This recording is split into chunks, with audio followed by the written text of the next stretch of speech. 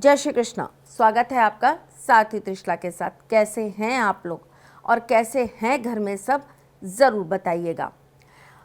हमने महाशिवरात्रि का पूजन किया, पर महाशिवरात्रि के बाद अगर हमने ये काम नहीं किया तो हमें इस पूजन का फल बिल्कुल प्राप्त नहीं हुआ।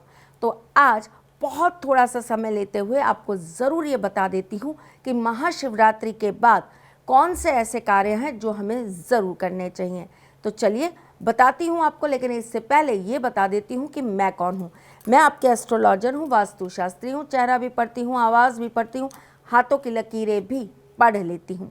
चूँकि आपकी सारथी हूँ इसलिए आपको जीवन का सार देने चली आती हूँ। महाशिवरात्रि के बाद अगर आपने जाकर शिव मंदिर में कच्चे दूध से अभिषेक नहीं किया, यानी कि शिव जी के ऊपर आपने कच्चा दूध अर्पित नहीं किया, तो आपको महाशिवरात्रि का करा हुआ पूजन पूर्ण रूप से प्राप्त नहीं होगा।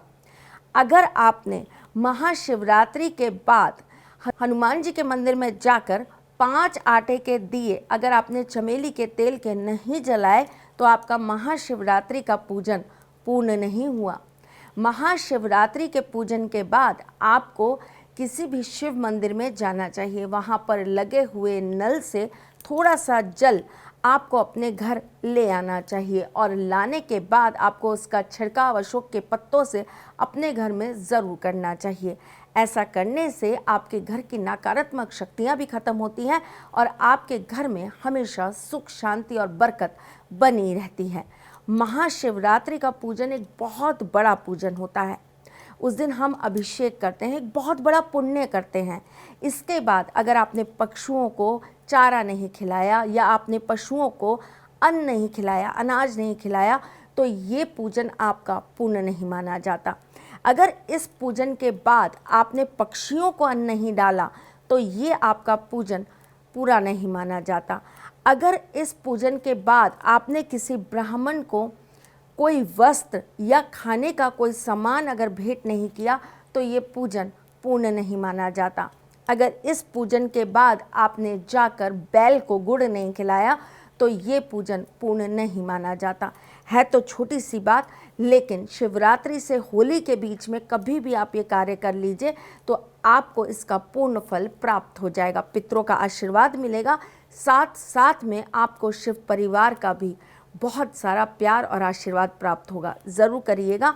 मैं फिर आऊँगी कुछ नया, कुछ अलग, कुछ अद्भुत लेकर। तब तक के लिए मुस्कुराते रहिए, रिश्तों में मजबूती बना के रखिए, अपने साथी के साथ यूँ जुड़े रहिए, प्यार देते रहिए, प्यार लेते रहिए। ख्याल रखिए अपना और उनका जिनसे आप प्यार करते हैं। मैं जल्द आपसे मिलने आऊँगी, तब तक के लिए जय श्री कृष्ण। सारथी माँ त्रिशला ज्योतिष के क्षेत्र में विश्वविख्यात नाम है। ज्योतिष शास्त्र में पीएचडी माँ त्रिशला पिछले 22 वर्षों से ज्योतिष की सभी परंपरागत विधाओं के साथ साथ अनेक दुर्लभ गुण विधाओं जैसे परछाई एवं नव्स के अध्ययन से अपनी सटीक भविष्यवाणी और पूर्वानुमान के लिए विख्यात हैं। अपनी भविष्यवाणियों के जरिए माँ त्रिशला लोगों को करियर, बिजनेस, प्रेम संबंधी, शादी में बाधा, कोर्ट केसेस और शत्रु बाधा, वशीकरण, वास्तु दोष आदि समस्याओं का सही निवारण बताती है। अपने उपायों द्वारा लाखों लोगों का जीवन संवार चुकी माँ त्रिशला लगातार 2016 से ज्योतिष विभूषण अवार्ड प्राप्त कर रही हैं। साल 2018 में उन्हें उत्तराखंड के मुख्यमंत्री त्रिवेंद्र सिंह रावत ने ज्योतिष विभूषण अवार्ड से सम्मानित किया था और साल 2016 में उन्हें राजस्थान में बेस्ट एस्ट्रोलॉजर के अवार्ड से नवाजा जा चुका है। आपके संस्थान के विद्वान पंडितों द्वारा विशेष उत्सवों एवं संस्कारों पर किए जाने वाले संगीतमय मंत्रोच्चारण द्वारा अनुष्ठान, हवन, पाठ आदि कर्मकांड मन मोह लेने वाले होते हैं।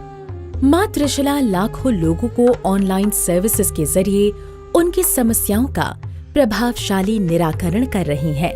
आप अपनी सारथी माँ त्रिशला से वेबसाइट www.astrotrishla.com पर या फेसबुक के माध्यम से जुड़कर ऑनलाइन भी कंसल्टेशन ले सकते हैं।